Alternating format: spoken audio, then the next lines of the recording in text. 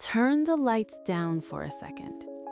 I want you to imagine your mind is a house, a big, beautiful house. You spend all your time in the living room.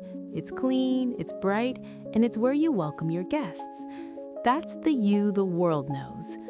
But there's a door in the hallway, a door you keep locked. Behind that door is a staircase that leads down into a cold, dark basement. In that basement, you've hidden everything you're ashamed of. Your hidden anger, your secret jealousies, your selfish desires, the parts of you that you were told were bad or ugly. You call it forgetting. Psychologists call it the shadow. Welcome to Silent Truths. Today, we aren't staying in the living room. Today, we are taking a flashlight and we are going down those stairs. Stay with me. This is going to be uncomfortable. It's going to be scary. But you cannot be a whole person until you meet the person living in your basement. If you're brave enough to face yourself, hit that subscribe. Let's go down together. Nobody is born with a shadow.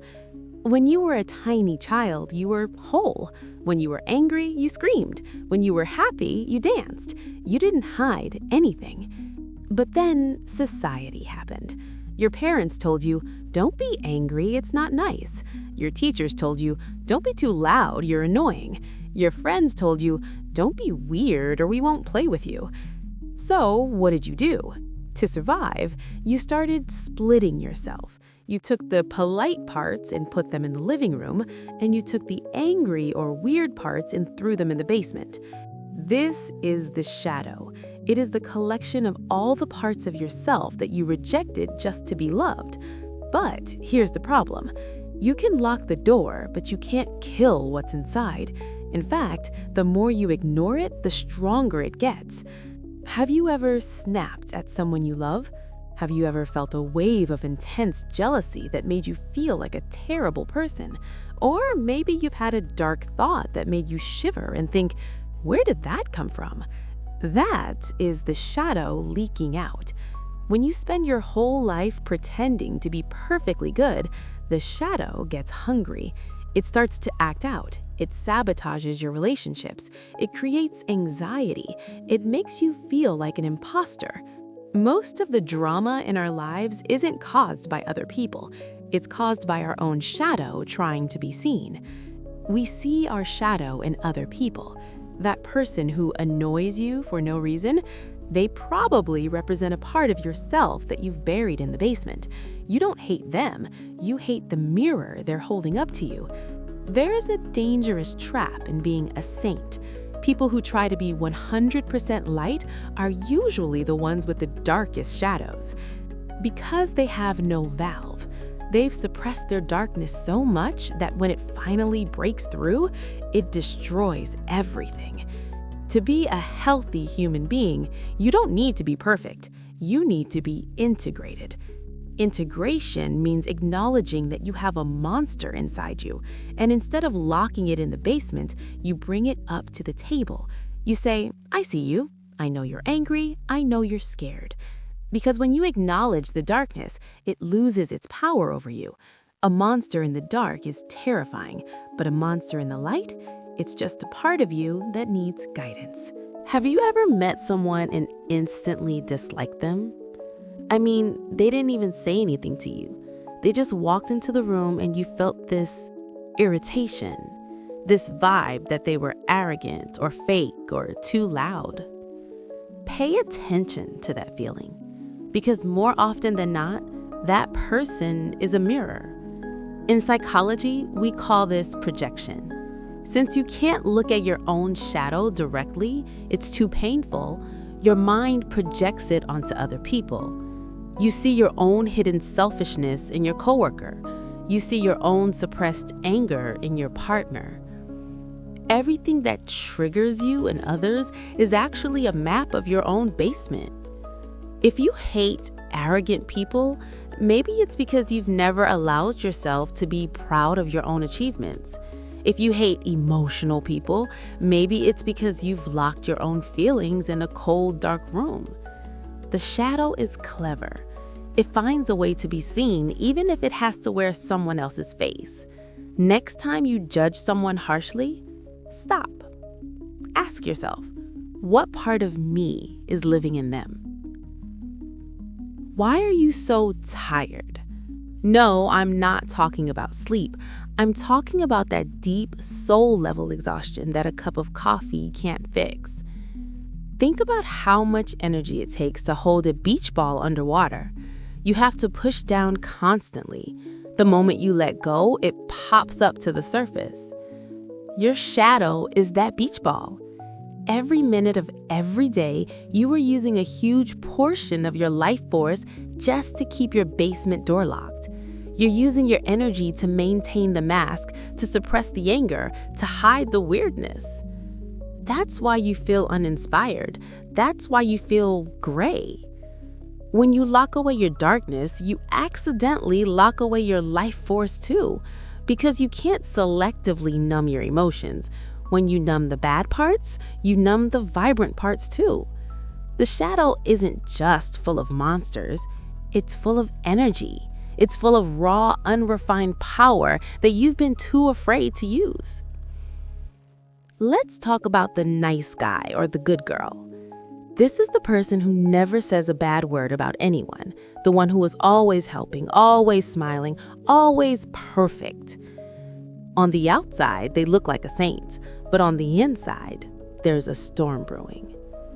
Because they refuse to acknowledge their shadow has to find sneaky ways to come out. It comes out as passive aggression. It comes out as forgetting to do things for people. It comes out as victimhood. They don't hit you, but they make you feel guilty for existing. This is the danger of being too good. When you don't own your shadow owns you. True morality isn't about not having dark thoughts. True morality is knowing exactly how dangerous you can be and choosing to be peaceful anyway. As Jung said, I'd rather be whole than good. Because a good person is often just a half person. A whole person knows their darkness, and that is what makes them truly strong. Now, I want to tell you a secret about your basement. We've been talking about the monsters, the anger, and the shame. But here's the thing. When you locked that door years ago, you didn't just throw away the bad parts. In your rush to be normal, you accidentally threw away your gold too. Think about it. Your rebellion was thrown away, but that was also your creativity. Your intensity was thrown away, but that was also your passion. Your weirdness was thrown away, but that was also your originality. The shadow is not just a trash can, it's a gold mine. The reason you feel uninspired or flat is because your best ideas, your strongest drive, and your most authentic power are all locked in the dark with your shadow. You've become safe, but you've also become boring. To be a world changer, to be a creator, to be a leader, you need your shadow. You need that raw, unpolished energy. You need the wolf as much as you need the lamb. Integration isn't just about cleaning up the mess, it's about reclaiming your power. It's about looking at the parts of you that were too much for people and realizing they are exactly enough for your destiny. So, how do we actually do this? How do we meet the shadow without being swallowed by it? It starts with radical honesty. You have to stop calling your shadow them and start calling it me. Instead of saying, I'm annoyed by how selfish they are, you say, I see the selfishness in me. Instead of saying, I'm just a nice person who gets unlucky, you say, I see the anger I've been hiding. This is the sacred meeting. It's about sitting in the quiet and asking your shadow, what do you want? Why are you screaming? And usually the answer is simple. It just wants to be acknowledged. It wants to know it's a part of the family again. You don't have to act on every dark thought. There's a massive difference between owning an emotion and acting it out. When you own your anger, you gain the power to use it as strength. When you hide your anger, it uses you as a weapon. Be brave. Take a deep breath and open that door. Don't go down there to fight. Go down there to negotiate. Bring the darkness into the light and watch how it starts to transform. We're coming back up the stairs now, but you aren't the same person who went down. Your eyes are different. Your voice has a new weight to it. A person who has faced their shadow is a person who can no longer be manipulated. Because you know your own darkness, nobody can use it against you. You've lost the fear of being found out because you've already found yourself. This is what it means to be wholly alive. It's not about being pure, it's about being complete. It's the peace that comes when the living room you and the basement you finally shake hands and decide to live together. The world doesn't need more perfect people. We have enough of those on Instagram. The world needs real people. People who are honest about their flaws, honest about their power, and brave enough to exist in their full complexity.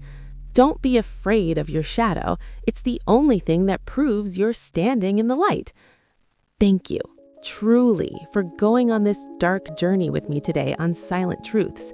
This was the hardest episode to write and probably the hardest to listen to, but it's the most important. If you felt something shift inside you, subscribe. We aren't done yet. This community is for the ones who want the truth, no matter how quiet it is. I have a question for you in the comments today. What is one trait you hate in others that you might be hiding in yourself? Let's be brave and name it. Wait for our next episode. We're going to talk about the ego trap, how our success becomes our greatest enemy. Until then, stay whole.